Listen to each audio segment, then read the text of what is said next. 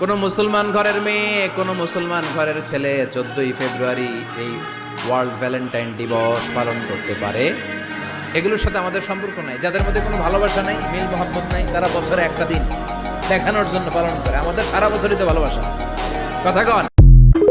দুদিন পরে একটা দিবস আসবে, যে দিবসে এই বিশ্বের কোটি কোটি মানুষ আল্লাহ পাকে সরাসরি অবাধ্য হবে। এমনভাবে অবাধ্য হবে যে মানুষের জায়গায় থাকবে না। মানুষ তার প্রবৃত্তির পাশবিক দাসত্ব করবে। আল্লাহ পাক কি জন্য সৃষ্টি করতে গেলেন এই মহাবিশ্ব? উত্তর হচ্ছে ভালোবাসা। আল্লাহ পাক তার সৃষ্টিকে ভালোবাসেন। আল্লাহ রাব্বুল আলামিন তার মাখলুকদেরকে ভালোবাসেন এবং তিনি চেয়েছেন যেন আমরাও তাকে ভালোবাসি।